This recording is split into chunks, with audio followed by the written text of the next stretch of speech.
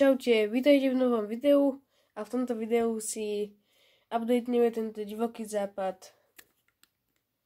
Niektoré veci som trocha vylepšil ešte mimo videa a začal by som tým, že by som vám ukázal nejaké nové veci, ktoré sa dneska aj umiestnime. Tak, to sú vlastne máme 4 nové figurky do divokého západu.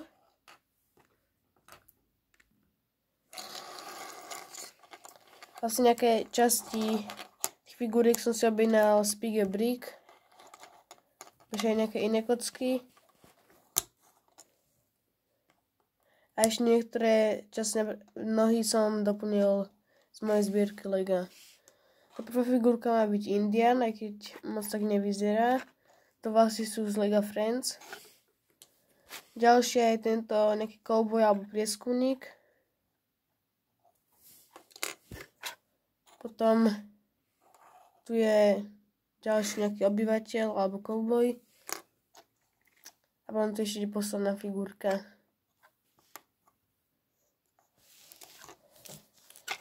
Táto jedna loď tam už bola, akurát taká len tak.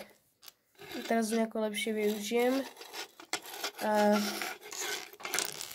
poďme sa tam dať. Ja teda začnem a potom vám to ukážem, keď tam bude. A ešte nebudú povedať, že aj nejaký tovar nám pribudol tuto do obchodu. To vám tiež potom ukážem. Tak, figurky som už pridal a už iba nejaké to zelen tam pridám a už vám to všetko ukážem. Tak, všetko je tu už umiestnené a ja vám to idem všetko ukázať. Tak, tuto vychádza tento cowboy z obchodu. Práve si kúpil nový klobúk a pištoľ. Mexičan hrá na gitaru a vedľa kôň pije z nejakého válovu. Tuto je scénka, ako nejakí banditi sa snažia vykradnúť tento voz a nejako sa im to nedarí.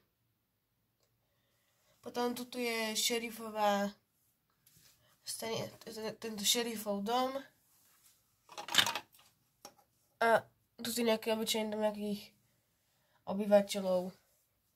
Presúňme sa tuto do púšťa, do prérie. Tuto je skala, na ktorej je orol.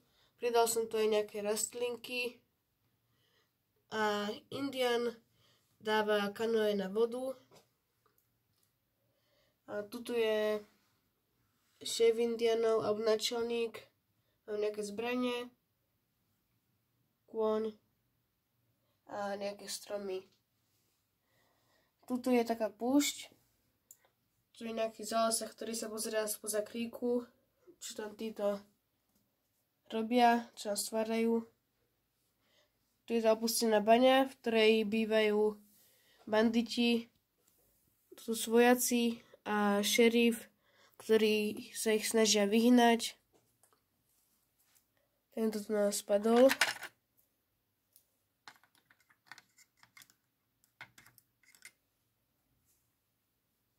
A to je všetko z tohto videa. Vidíme sa v ďalšom videu. Dajte like a odber. Čaute.